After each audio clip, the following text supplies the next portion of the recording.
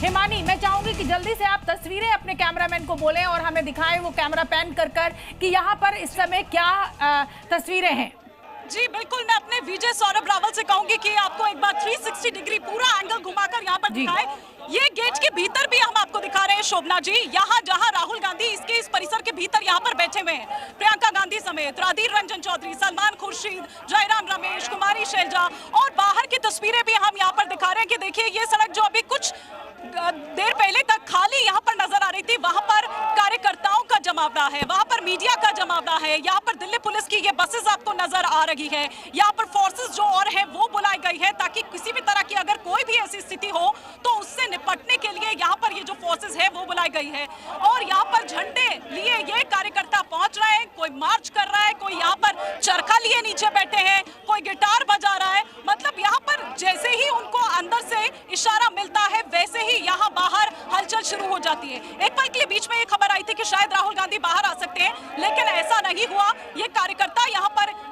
बड़ी संख्या में यहाँ पर पहुंचते हुए आ गए और यहाँ पर हम आपको लगातार दिखा रहे हैं कि किस तरह से सड़क पर ये कार्यकर्ता जो है वो इस वक्त यहाँ पर बैठ गए हैं। तो कांग्रेस पूरी तरह से इस मुद्दे को भुनाना चाहती है, कहीं इसके जरिए उसको भी एक संजीवनी मिल रही है, कहीं इसके जरिए उसको भी ऐसा लग रहा है कि अपनी वो जो खोई हुई जमीन है वो वापस पा लेगी। और यही कारण है कि कांग्रेस पूरी तरह से अटैकिंग मोड में जो है वो नजर आ रही है। राहुल गांधी पिछले 2-2.5 साल से लगातार युवाओं के संपर्क में है, युवाओं के बीच जा रहे हैं, यूनिवर्सिटीज में जा रहे हैं, कॉलेजेस में जा रहे हैं, सभाएं कर रहे हैं। और आज अब वो पैलेट गन का मुद्दा उठाकर जिस पर पूरा, जिसे कहा जाए पूरा का पूरा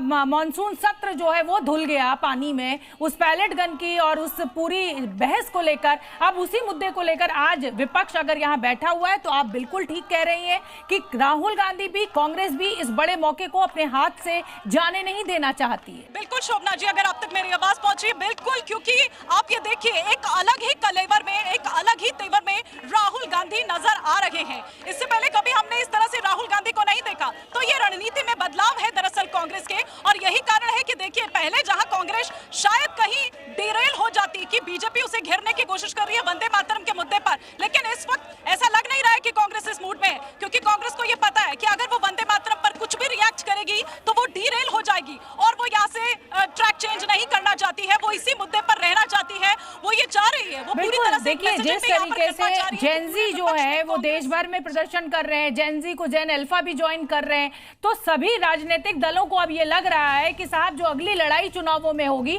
वो अब शायद जेनजी के कंधे पर होगी।